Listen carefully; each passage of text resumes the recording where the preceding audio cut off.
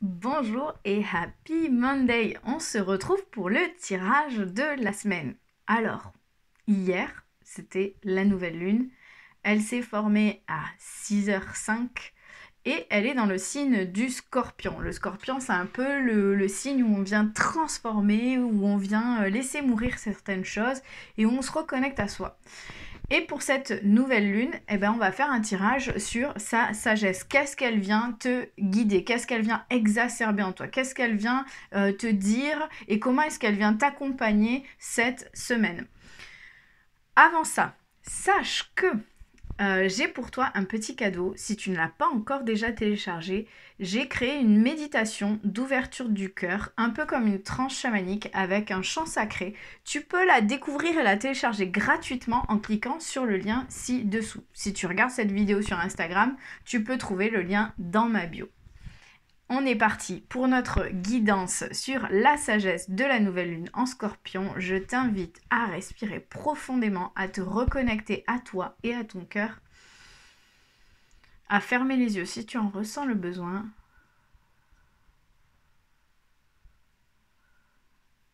Et tu vas laisser apparaître, en pensant à cette nouvelle lune, à cette sagesse dont tu as besoin pour traverser ta semaine. Tu vas laisser venir à toi un chiffre entre 1, 2 ou 3. Premier qui te vient en tête, c'est le bon. Et on est parti pour le tirage de la semaine.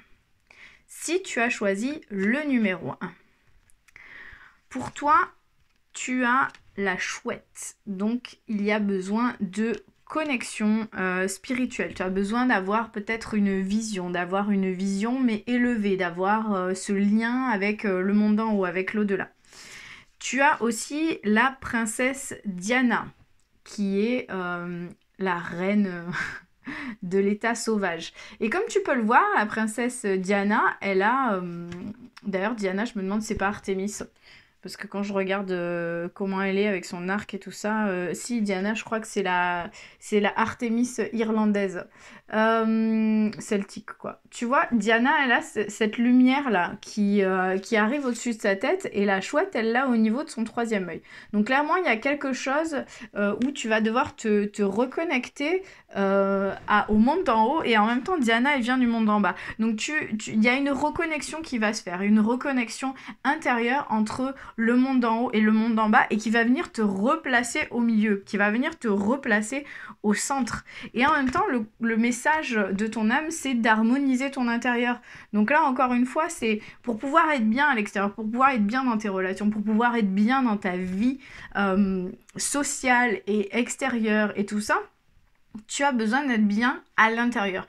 Et je pense que pour pouvoir être bien à l'intérieur, tu as besoin de retrouver cette connexion avec le monde d'en haut, comme la chouette l'indique, et tu as besoin de retrouver cette connexion avec le monde sauvage, avec le monde d'en bas, avec ton toi sauvage, avec tout simplement ce côté sauvage et ancré profond de toi-même.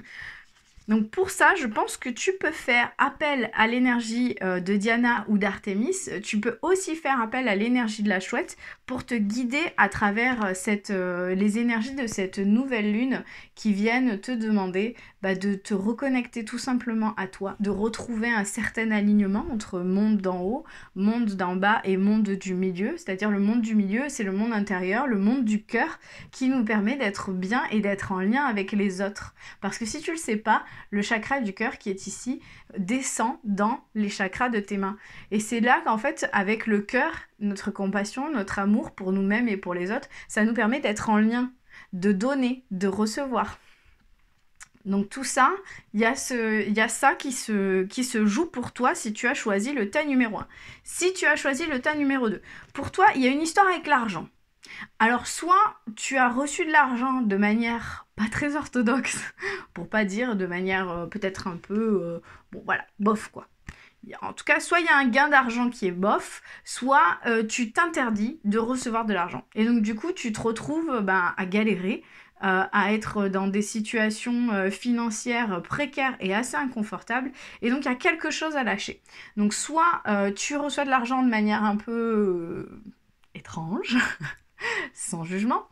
Et donc cet argent a besoin de circuler, tu as besoin de lâcher prise sur cet argent et de le laisser circuler pour que de l'argent vienne à toi de manière plus clean, plus, je sais pas, plus lumineuse.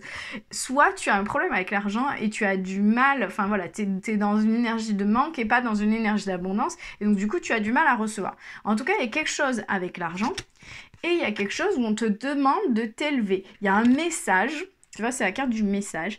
Il y a un message que tu dois recevoir avec l'argent. Il y a quelque chose qui vient avec cette nouvelle lune et qui vient jouer et taper dans ta sécurité financière et dans la manière dont tu reçois de l'argent.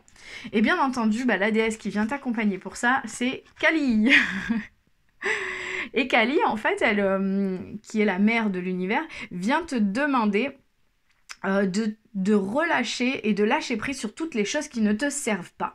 Donc, si tu te sens dans une insécurité financière, est-ce que tu es vraiment dans une insécurité financière? Si tu regardes autour de toi, est-ce que tu manques vraiment d'argent ou est-ce que c'est juste que tu as des désirs et des envies de luxure qui ne sont peut-être pas hyper...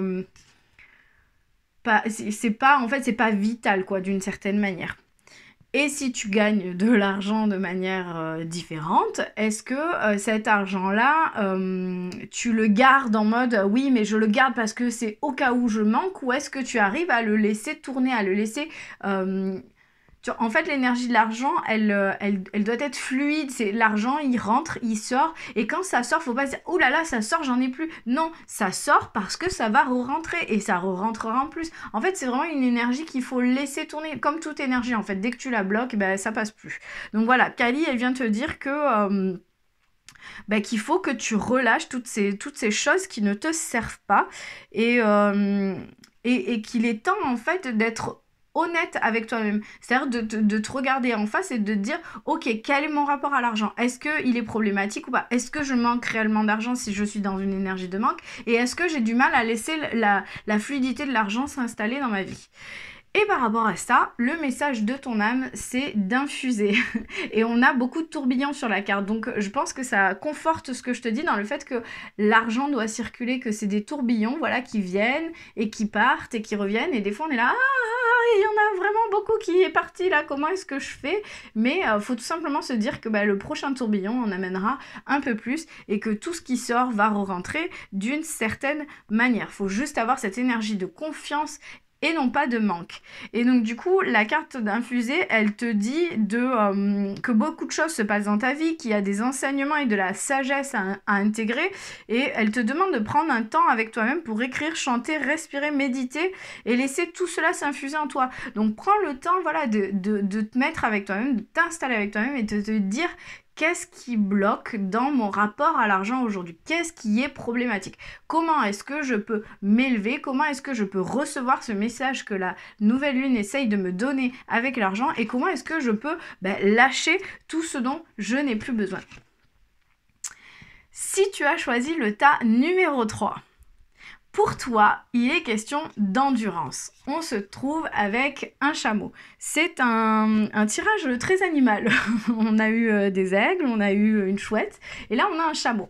Alors le chameau, tu me diras, c'est un animal endurant, c'est bien et tout ça. Sauf que le petit détail du chameau, c'est que le chameau souffre en silence.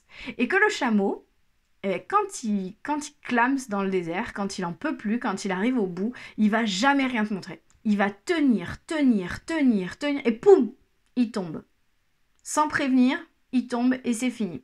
Donc c'est l'endurance, certes, mais l'endurance qui a ses limites. Donc peut-être que cette énergie du chameau, elle te parle. Peut-être que tu es quelqu'un qui a tendance à pousser les choses, à faire les choses, tu vois, à toujours te dire non mais là il faut que je le fasse, j'ai pas le choix, donc j'avance, tant pis, je prendrai un film plus tard, tant pis, je regarderai, j'irai chez le docteur pour cette blessure une autre fois, tant pis, je suis fatiguée, mais là il y a ça à faire, les petits ont besoin de moi, j'avance. Et à un moment donné, pouf, il n'y a plus rien, plus personne, parce que la vie a éteint la lumière et qu'il fallait que tu te reposes un peu plus. Donc si ça te parle, ça va être le message pour toi de cette semaine. Attention à ton endurance. Attention à ce que cette endurance ne devienne pas quel est le mot ? de l'acharnement. Que ce soit vraiment de l'endurance et pas de l'acharnement. Et pour ça, ta ressource, elle vient de la Vierge Noire, qui vient te dire qu'elle transforme les douleurs et les peines en une grande capacité d'aimer. Donc du coup, clairement, pour que le chameau redevienne un chameau endurant et non pas un chameau acharné, tu as besoin de rajouter cette notion d'amour dedans. C'est-à-dire, fais les choses avec amour. Sois endurante ou endurant parce que c'est quelque chose qui t'anime, parce que ça te fait plaisir, parce que ça te met en joie et pas parce qu'il faut faire les choses. Est-ce que tu vois la petite différence? Et bien entendu, comme les cartes sont toujours liées entre elles et qu'elles viennent toujours appuyer le message que l'un et l'autre vient de donner, la carte de message, enfin le message de ton âme, c'est d'aimer. Tiens donc.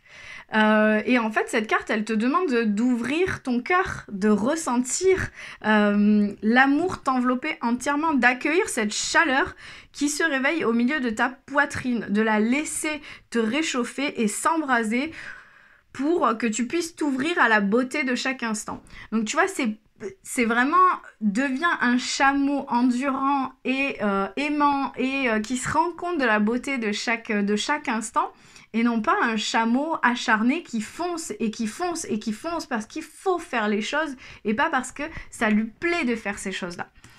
Donc j'espère que le tirage de la semaine t'aura parlé. Raconte-moi en commentaire ce que tu traverses, ce que tu vis.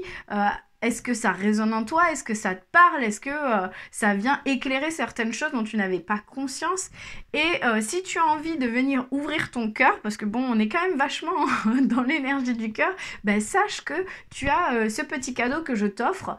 Si tu ne l'as pas déjà, ben, je t'invite à télécharger la méditation d'ouverture du cœur. C'est un peu comme une transe chamanique où je te guide à l'intérieur de toi-même pour venir ouvrir ton cœur avec un chant sacré. Je te souhaite une magnifique semaine. Je te dis à lundi prochain.